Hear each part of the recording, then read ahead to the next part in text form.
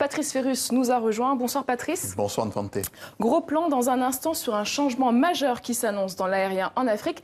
Mais d'abord, que valent les réformes économiques menées en Angola par le président João Lourenço? Eh bien, elles vivent une sorte d'épreuve du feu en ce moment. Regardez ce billet, ce sont des kwanza, la monnaie locale. Elle est arrimée au dollar depuis 2016. Dans la réalité, le kwanza, c'est au marché noir 400 de kwanza pour $1 et officiellement, c'est $1 pour 166 kwanza. Du coup, les autorités ont décidé au début du mois de laisser flotter la monnaie dans une fourchette tenue secrète pour éviter la spéculation. L'Angola est en crise depuis la chute des cours du brut en 2014. Le pétrole est sa principale ressource. Derrière, les réserves de change de la Banque centrale ont chuté. Et puis rappelons que le plan stratégique du président Lourenço se résume en 3 axes: austérité, privatisation et diversification économique, autrement dit sortir du tout pétrole. Parlons maintenant d'un vieux projet dans le transport aérien qui était dans les cartons depuis au moins 1999. Un projet effectivement relancé ici à Addis Abeba au premier jour de ce 30e sommet de l'Union africaine, le projet du marché unique du transport aérien. Vous l'avez dit, 1999, la décision de Yamoussoukro. Ça fait presque 20 ans que 44 pays africains ont décidé de se lancer dans cette libéralisation du marché aérien sans jamais la mettre en œuvre.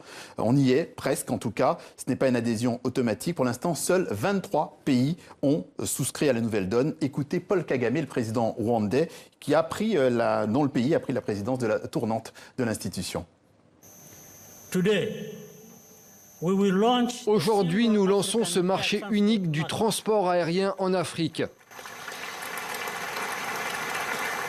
C'est une avancée majeure dans le secteur. Nous sommes aussi en discussion avancée quant au projet de zone de libre-échange africaine. Tout devrait se faire cette année. Patrice, ce marché unique va changer quoi concrètement? Les compagnies aériennes vont pouvoir finalement accéder à tout le ciel de ces pays, des pays adhérents. Il y aura officiellement plus cette limite des accords bilatéraux. C'est une logique de protectionnisme liée au fait que de nombreuses compagnies aériennes étaient contrôlées pendant très longtemps par les États. Ces accords étaient une sorte de pacte de non-agression économique. Aujourd'hui, le marché semble mûr, il a évolué, il est sans doute prêt à exploiter tout son potentiel. C'est 23 pays engagés dans l'aventure, c'est 670 millions d'habitants et surtout 80% du trafic recensé à l'intérieur du continent. On y trouve les aéroports les plus fréquentés en Afrique.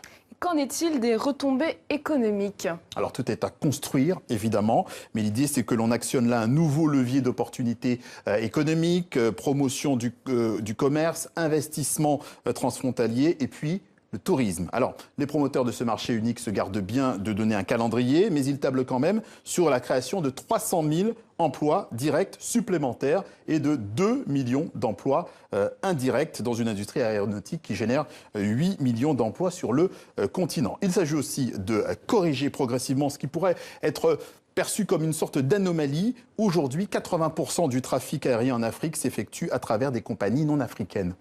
On parle de transport de personnes, mais il y a aussi le transport de marchandises. Et sur ce point, précisément, Patrice, il faut rappeler que l'Afrique ne représente qu'1% du fret aérien mondial. Ce chiffre, justement, d'1% correspond également à 35% de la valeur des marchandises transportées vers le continent.